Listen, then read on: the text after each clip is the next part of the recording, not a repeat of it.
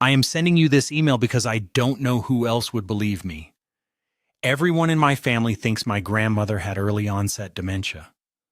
But I know what I saw in the valley that summer. I was 12 when my parents sent me to stay at her cottage deep in the countryside. The place looked like a dream, rolling emerald hills, vibrant wildflowers, and endless summer sunshine. On my first afternoon, Grandma handed me a small brass bell and tied it to my belt. She looked me dead in the eye, her hands trembling slightly. "If you walk near the old cedar tree at the edge of the forest, keep that bell ringing," she warned. "The spirits in the valley are small and soft, but they are hungry." At first, I thought it was just local folklore. I'd sit on the grass, watching soft, white, pollen-like wisps float gently through the summer air. They looked like tiny floating spirits, cute, rounded, and utterly harmless. Then came the hottest day of July. I was reading under the shade of the grand cedar tree when the wind completely died down.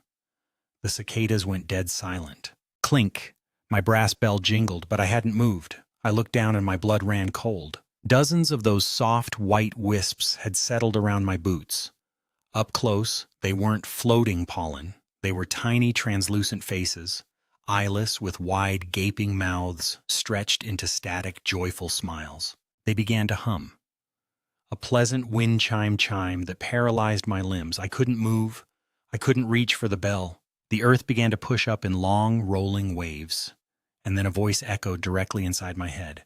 "Stay still, little one. The valley needs to grow." I thrashed my leg, forcing the bell to ring violently. The sweet lullaby instantly snapped into a deafening wet shriek. I scrambled back on my hands and knees, ringing the bell frantically until I collapsed onto Grandma's wooden porch. She was waiting for me with a bowl of salt and shears. She cut the laces, kicked my shoes into the yard, and sprinkled salt over them. Within seconds, the leather dissolved into gray ash. I left the next day. Grandma passed away years later, but last week, I looked at the old property on Google Earth.